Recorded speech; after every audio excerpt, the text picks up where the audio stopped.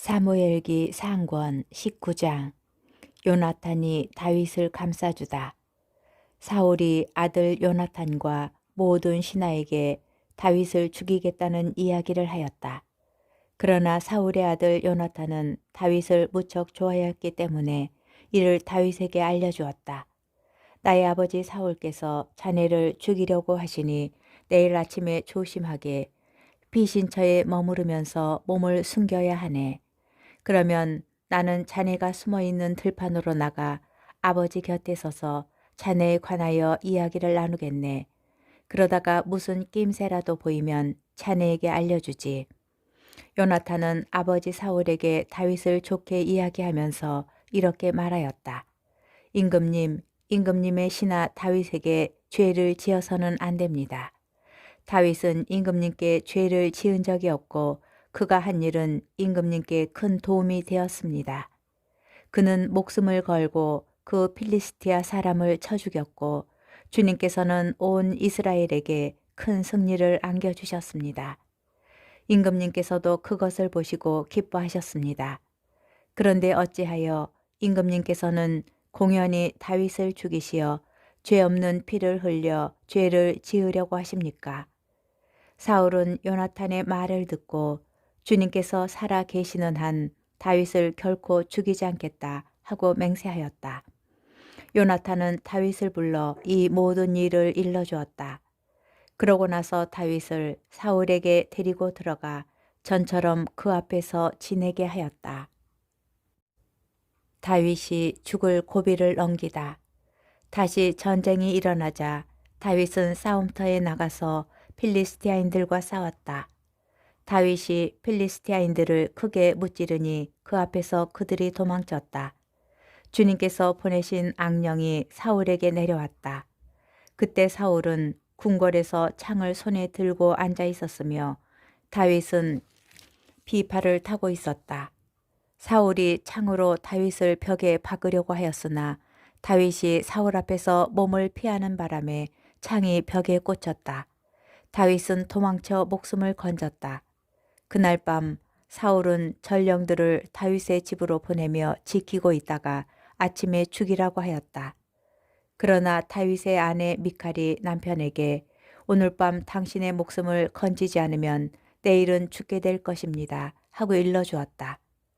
미칼이 다윗을 창문으로 내려보내니 다윗은 달아나 목숨을 건졌다. 미칼은 수호신을 가져다가 침상에 누이고 염소 털로 짠 망으로 머리를 씌운 다음 옷으로 덮어 놓았다. 사울이 다윗을 잡으려고 전령들을 보냈을 때 미칼은 남편이 아파 누워 있습니다 하고 말하였다. 사울은 다윗을 직접 확인하라고 다시 전령들을 보내면서 말하였다. 다윗을 침상채에 들고 오너라. 내가 죽여버리겠다.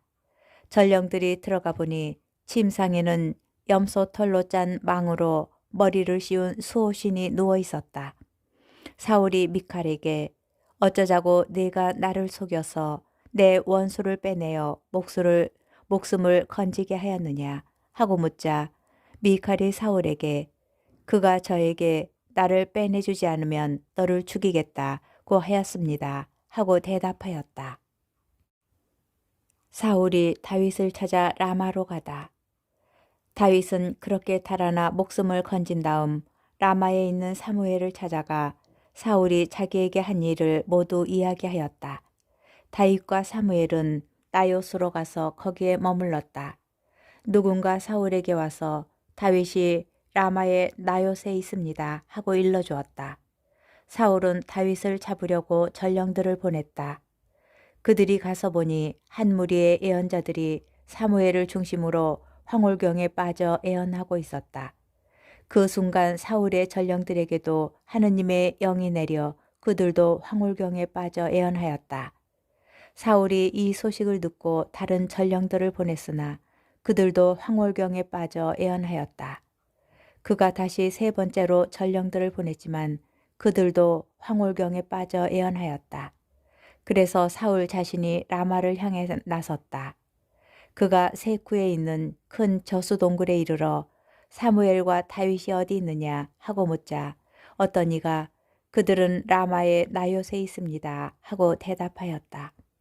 그래서 사울이 그곳 라마의 나요스로 가는데 그에게도 하느님의 영이 내려 라마의 나요까지 걸어가는 동안 줄곧 황홀경에 빠져 애언하였다. 그는 옷을 벗고 사무엘 앞에서 황홀경에 빠져 애언하며 그날 하루 밤낮을 알몸으로 쓰러져 있었다. 그리하여 사람들은 사울도 애언자들 가운데 하나인가 라는 말을 하게 되었다. 사무엘기 상권 20장. 다윗과 요나탄의 우정. 다윗이 라마의 나요셋에서 달아나 요나탄에게 가서 말하였다. 제가 무슨 짓을 했단 말입니까? 제가 무슨 잘못을 저질렀다는 것입니까? 왕자님의 아버지께 무슨 죄를 지었기에 그분께서 이렇게 제 목숨을 노리신단 말입니까? 요나탄은 다윗에게 그럴 리가 있나? 자네가 죽는 일은 결코 없을 걸세. 아버지께서는 큰 일이든 작은 일이든 나에게 알리지 않고는 하시지를 않는다네. 그런데 아버지께서 이런 일을 왜 나에게 숨기시겠는가? 그럴 리가 없네. 하고 말하였다. 그러나 다윗은 맹세까지 하면서 이렇게 말하였다. 왕자님의 아버지께서는 왕자님이 저를 마음에 들어 하신다는 사실을 잘 알고 계시지 않습니까? 그래서 그분께서는 이 사실을 요나탄에게 알려 그를 슬프게 해서는 안 되지 하고 생각하셨던 겁니다. 살아계신 주님과 왕자님의 목숨을 두고 맹세합니다만 저와 죽음 사이는 한 발짝밖에 되지 않습니다. 요나탄이 다윗에게 말하였다. 자네가 원하는 것은 무엇이든 해주겠네. 그러자 다윗이 요나탄에게 이렇게 부탁하였다. 내일이 초하룻날입니다. 제가 임금님과 함께 앉아 식사를 해야 하는 날입니다. 그렇지만 제가 모레 저녁 때까지 들에 숨어 있도록 저를 내보내 주십시오. 만일 왕자님의 아버지께서 저를 찾으시거든 온 시족을 위한 주년 제사가 있으니 급히 고향 베들레헴에 가게 해달라고 다윗이 저에게 간절히 청하였습니다. 하고 말씀해 주십시오. 그분께서 만일 좋다 하시면 이 종이 무사하겠지만 화를 내신다면 그분께서 저를 해치기로 작정하신 줄 아십시오. 왕자님은 주님 앞에서 이 종과 계약을 맺으셨으니 의리를 지켜 주십시오. 그렇지만 저에게 잘못이 있다면 차라리 왕자님이 저를 죽여 주십시오. 저를 왕자님의 아버지에게까지 데려갈 까닭은 없지 않습니까? 요나탄이 대답하였다. 자네에게 그런 일은 없을 걸세. 만일 아버지께서 자네를 해치기로 작정하신 줄 내가 알게 되기만 하면 어찌 자네에게 알려주지 않겠는가? 그러자 다윗이 요나탄에게 물었다. 왕자님의 아버지께서 거칠게 대답하실 경우 누가 제에게 그것을 알려주겠습니까? 요나탄이 다윗에게 자 들로 나가세 하고는 둘이서 들로 나갔다. 요나탄은 다윗에게 약속하였다. 주 이스라엘의 하나님께서 증인이시네. 내일이나 모레 이맘때 아버지를 살펴보아 그분께서 자네 다윗을 좋게 보시면 내가 사람을 보내어 자네에게 그것을 꼭 알려주겠네. 그렇지만 아버지께서 자네를 해치려고 하시는데도 내가 자네에게 알려주지 않아서 자네를 무사히 떠나가게 해주지 못한다면 주님께서 이 요나탄에게 벌을 내리시고 또 내리셔도 좋네. 주님께서 아버지와 함께 계셨듯이 자네와도 함께 계시기를 바라네. 그 대신 내가 살아있는 동안에 주님께서 바라시는 의리를 지켜주게. 그리고 내가 죽은 다음에라도 또한 주님께서 자네 다윗의 원수들을 땅 위에서 없애버리실 때에도 내 지방과 의리를 영원히 끊지 말아주게. 그러고 나서 요나탄은 주님께서 다윗의 원수들에게 복수해 주시기를 비내 하면서 다윗 지방과 계약을 맺었다. 요나탄은 다윗을 자기 목숨처럼 사랑하였으므로 그에 대한 사랑으로 다윗에게 다시 맹세하게 하였다. 요나탄이 그에게 말하였다. 내일은 초하룻날이니 자네 자리가 비면 아버지께서 자네를 찾으실 걸세. 모레가 되면 더 멀리 내려가 저번 일이 있었을 때 숨었던 곳으로 가서 그 바위 옆에 머물러 있게. 내가 관역을 맞추는 척하고 그 옆으로 화살 3개를 쏘겠네.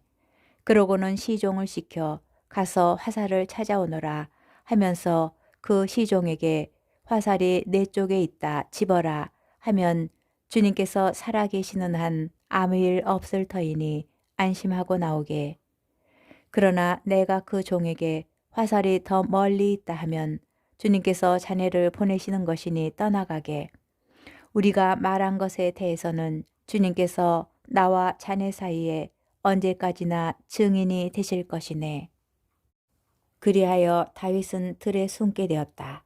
초하룻날이 되자 임금이 음식을 먹으려고 자리에 앉았다.